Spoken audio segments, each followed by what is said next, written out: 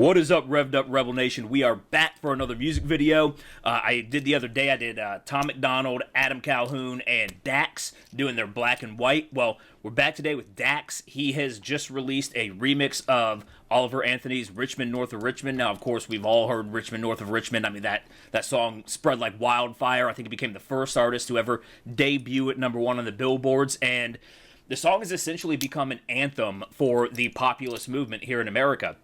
For the working class, for those that are sick and tired of being sick and tired, and for having their paychecks raided, and for having basically nobody representing them, yet they're paying half their income to people who are not representing them. And so we've got Dax here. Now, Dax is an incredible artist. His song "Eyes of God" is one of my favorite songs ever made. It's if you haven't seen that video, go check it out. It's very he's got very very apocalyptic themes to it.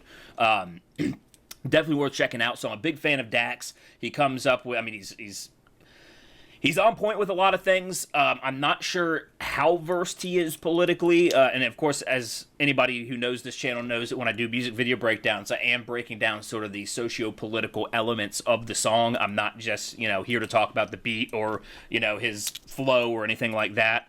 But let's go ahead and get into this. I don't want to waste too much of your time just jabbering on here. So we're going to break this video down, see what he's talking about. This is Dax remixing Oliver Anthony's Richmond, North of Richmond.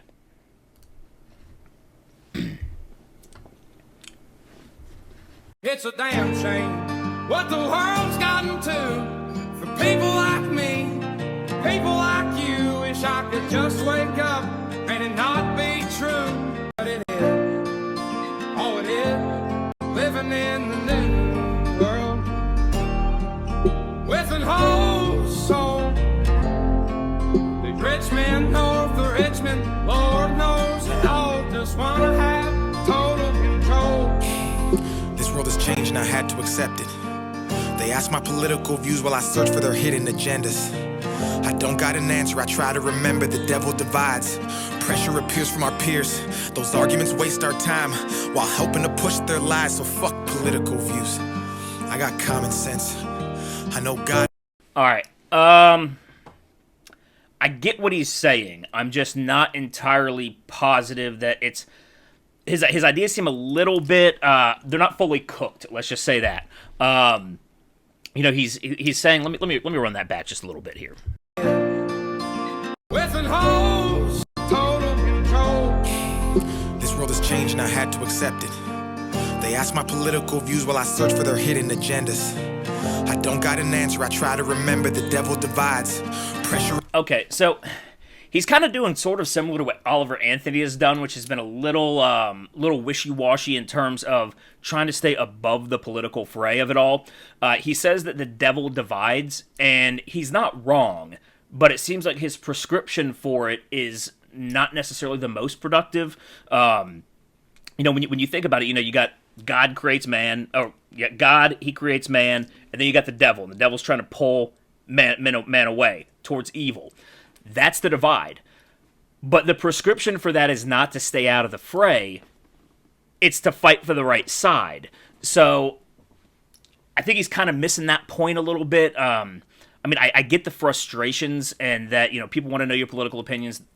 But there is a sort of underlying consistency to political ideologies that I don't think a lot of people fully embrace, that come from a deeper understanding of the world and meaning and what we are supposed to be doing as a society, what is right, what is wrong, what is moral, immoral.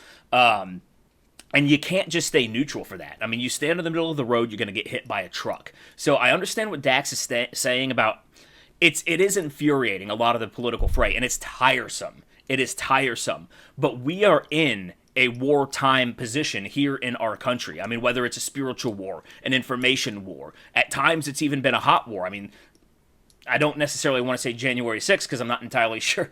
That seems more like a Fedsurrection than anything. But I mean, just look at the Summer of Love in 2020, the burning of cities, the attacking, the shooting of people. The media chooses who is worth commemorating and who is just swept into the dustbin, ashes swept into the dustbins of history.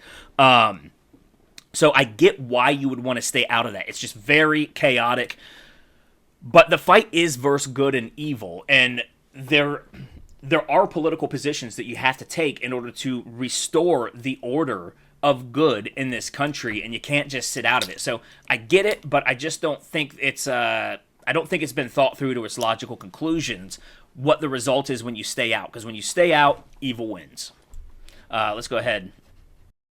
Appears from our peers. Those arguments waste our time while helping to push their lies. So fuck political views. I got common sense. I know God made man, and the sun sets on a life where we focus on things that. All right, so he said fuck political views. I got common sense. Common sense is no replacement for coming up with a political position and understanding what is right, what is wrong, and what your prescriptions for solving those problems should be. Also, common sense. I mean, if you look back at the history of communist ideology, I mean, one of the biggest things that they do is they alter and manipulate language. So they take a denotation, an actual dictionary definition of a word, one that we all associate and relegate to a certain sense of propriety within our society, and they change the connotation, the subversive text to it. So they'll use a term like common sense. Okay.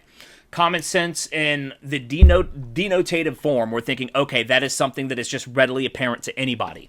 But through applying that term to things that are not common sense, like they say common sense gun control, which is really just a manipulative way of saying, don't question us, we're going to take your guns away, and we have a good reason to do it. It's common sense. You shouldn't question it. So when you look at the way the communists and the leftists have actually manipulated language, common sense is a big one that they've gone after. So replacing a political position, a sound, logical position that you plant 2 feet on the ground and plant your flag into, common sense is not something that holds up to that, because its meaning gets swept away by people who are looking to manipulate language. So I wouldn't necessarily stand steady on that rock. I would find something a little bit, or not really a rock, I guess. But anyways, so that's, I get where he's going with this, and it's not wrong-headed. It just doesn't seem fully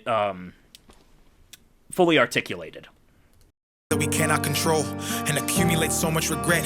By the time we decide to live, we're practically already dead. So I go to sleep with the thoughts of 45 years living in debt. 45 years can't pay rent. 45 years just for a pension. I'm too old to enjoy and go spend 45 years working and slaving for rich men with no time for my family and friends. Then I wake up and pray that it ends. He's pretty spot on with all that stuff. I mean, we certainly live in a world where the economics are so complicated that it's just too easy for people to pilfer. I just watched the movie The Big Short, and when you have such a complicated economic system and corporate structure system, which so much of the business is now run by corporations. I mean, it used to be that the small mom pop shops were the backbone of the American economy. That no longer is. We've gotten a very centralized economic structure, and that's not really capitalism, that's more corporatism. Which, I believe in free trade, but just like I don't want a heavy central government determining what I can and can't do, I don't want a heavy central economic structure deciding what the value of my dollar is. So, the centralization is going to be the issue there, and I'm not really sure what it's got to be torn down. I mean, we cannot allow all of these monolithic oligarchs, the oligopolies. I mean, we have gone from an aristocracy, not really an aristocracy, but oligopoly is the bad form of aristocracy, and we have certainly gone from a nation of by and for the people to a nation of oligarchs, and it really doesn't differentiate us all that much anymore from places like Russia or Ukraine, which, former Soviet Union states that are now just essentially run by gangster oligarchs, and you could say that we have a lot of that here in America as well. It's just got a more civilized, less gangster veneer to it, but I don't know that the underlying actions really change, and we the people are the ones who feel that. I mean, the banks, they go and commit fraud on the most massive level that we've ever seen with the economic collapse in 2008. And what happens? We're the ones that end up having to pay a bailout because the massive banks and corporations are all in the pockets. They're all in the same bed as the government. So we're no longer in a system where it's, do I want big government or do I want big business? They're all the same fucking thing now. There's no difference. There's no differentiating them. And that is instead of having danger on one side, danger on the other, I mean, you're just totally enveloped in just a absolutely massive Ponzi scheme at this point. And so most of us are just sitting here ticking down the days until it all falls apart. I mean, ammo is going to be the currency of the future. Stock up, ladies and gentlemen. Anyways, I'm going off on a rant and a tangent, which I'm good for here on this channel. With an whole soul, the Richmond, north of Richmond, Lord knows they all just wanna have total control. Descendants of Adam and Eve, the apple doesn't fall far from the tree. They're taking God out the schools. Our kids don't know what to believe. From 6 to 18, the curriculum. That's interesting, and you're not hearing a whole lot of people, especially in the entertainment industry, talking about this. They're taking God out of the schools, and kids don't know what to believe. You know, if God is the truth, the Bible is the truth. The Christian ethic, the Christian message has built the most advanced and prosperous civilization in the history of man. Yet we're tearing that apart brick by brick, and then we act surprised when all of a sudden the prosperity disappears. When all of a sudden the wisdom and the sagacity that came from millennia of religious, philosophical, theological wisdom just starts to dissolve. It was the backbone of our society, and you lose the backbone, how does the rest of it stand up? It doesn't. You take God out of the schools, kids don't know what to believe, but of course that's then going to create a vacuum. There's going to be people that are going to want to fill that void of, okay, now who's going to influence the children? If it's no longer God, and God is good, it's most likely going to be somebody or something, some sort of ideology, which it has been, that is antithetical, that is the other option, that is, remember, God, the devil, you get where I'm going, you're doing the math here.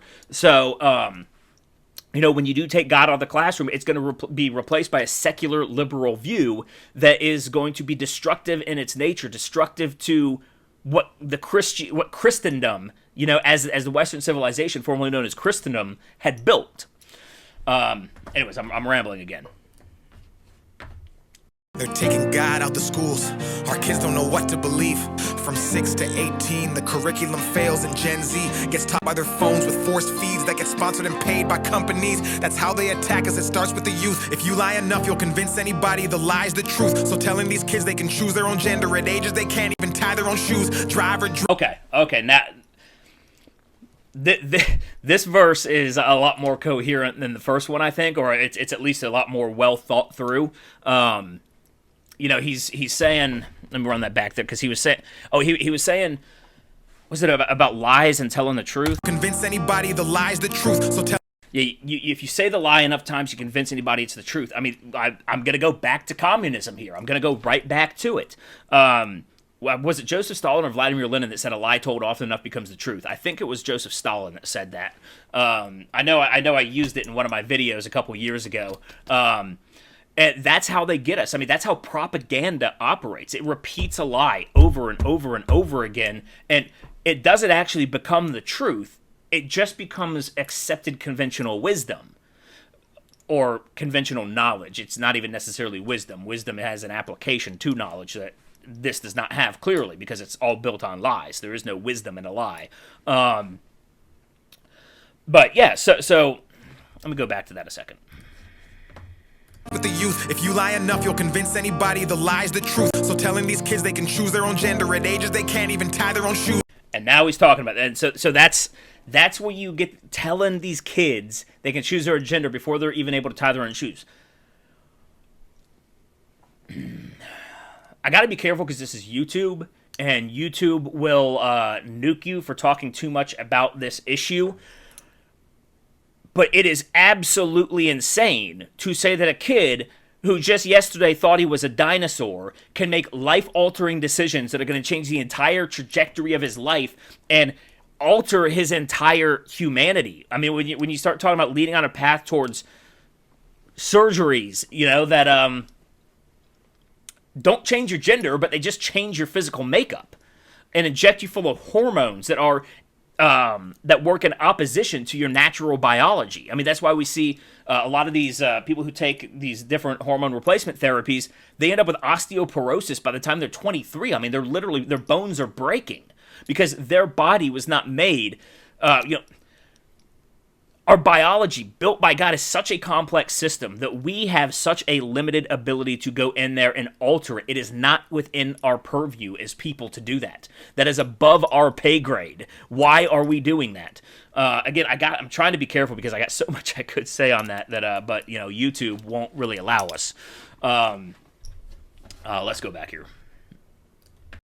These kids, they can choose their own gender. At ages they can't even tie their own shoes. Drive or drink is crazy. Common sense isn't common unless it pays me. That's the thought process daily. Look at the content we're creating, lies diluting our brains. I'm done trying to argue online with these people who think. So he's saying look at the content we're creating, and of course almost all of entertainment over the past 40 or so years has been pushing a very secular, a very hedonistic, and a very nihilistic agenda. It doesn't believe in anything. It doesn't have any deep-seated philosophy that it goes back to. It's not underpinned by anything that is good in its nature. It's all just what is titillating, what is scintillating, what is going to be exciting, what is going to give you those dopamine hits that are going to fade like that, but then you need another one. Then you need another one. Then you need another one. Our entertainment is almost like drug dealing at this point. Just chasing dopamine highs and senses of entertainment. Of course it's for entertainment, but valueless. There's nothing lasting. You watch a movie. Okay, that was good. It was a fun action movie. Saw some things blow up. Saw some titties. Saw some booty. That was fun. All right, now what? Didn't get you thinking about anything that was meaningful or pertinent to your life. Didn't if you look back at literature, the classics. I grew up reading the classics, reading things like The Count of Monte Cristo, reading things like Treasure Island, reading things like Jack London, Call of the Wild, things like that gave deep reflections on society, what it is to be a man, what it is to be human, what it is to worship God, what it is, they made you actually feel what your purpose was, or at least explore your purpose. So much of society today is just the veneer of minute-to-minute entertainment, minute-to-minute excitement. That's it. And then it's done, and it's what's next. Think that a vote's gonna bring about justice daily. Look at the content we're creating, lies diluting our brains. I'm done trying to argue online with these people who think that a vote's gonna bring about change. How many presidents does it take to have a... All right. Well, I'm gonna actually have to disagree with Dax on this one here. He says, I'm tired of arguing with people to think a vote's gonna bring about change. And this is complicated because you're talking, I'm somebody right now, I believe that 2020 election was stolen. Straight up stolen in every single level imaginable. They even turned around and wrote a 18-page Time article about how they fortified the election, which we all know means rigged and stole. They detailed it. So even though I know that there is no faith and no reason to have faith in our institutions, it comes down to the general idea that if we don't have any faith in our institutions and we want a better society, well, there are really only two courses. We can either band together and beat the cheat, or we take a more aggressive approach to getting what we want politically out of our society. And that very aggressive approach, some might call it Civil War II. And that is the less desirable of the two options, obviously. So if you don't want to end up in a hot civil war with violence and fighting in the streets, you're going to at least have to stake some sort of claim into the system that exists if you want to put somebody in there that's going to, that's going to bring about the change. And I'm sorry, Dax, but I think we already had that president. He was stymied at every turn, and he's running again for 2024. And I don't want to sound like a Trump campaign ad, but why do you think they are trying to take him down? Because he represents a change from that neocon, neoliberal uniparty agenda that has just completely been strangling American society for the last 40 years. He was talking about things, when we had the uniparty, the Republicans versus Democrats. Okay, I can understand why nobody wants to make that decision because they're both wings of the same bird, and the bird was poisoned. The bird was diseased. We want to take a shotgun and shoot that bird out of the fucking sky. That's what Donald Trump represents. But when you'd have Republicans, they would argue tax policy and these nominal issues that, we all understand. Trump came in and he starts talking about trade policies. He starts talking about trade agreements with foreign countries. And all of a sudden, he started to tackle some of the things that are, say, offshoring American jobs for slave labor in foreign countries. That is legitimate change. I think, Dax, that's the change that you are talking about, that he was bringing. Stuff that works on a deeper level.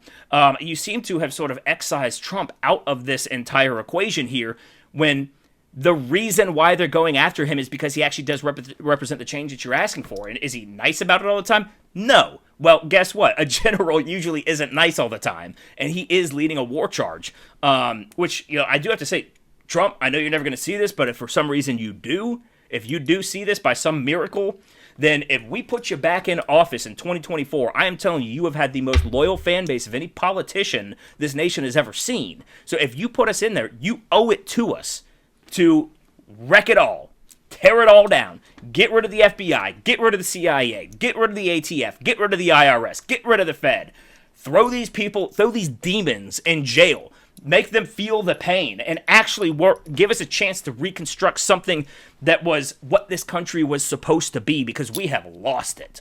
We have lost the plot entirely. And Trump gets it. I know he does. It's just a matter of, is he willing to, or not, it's really willing and able to do everything that is needed. But that is why, that's why people like me support him. Sorry, again, I know I'm going off on rants, but anyways, back to Dax.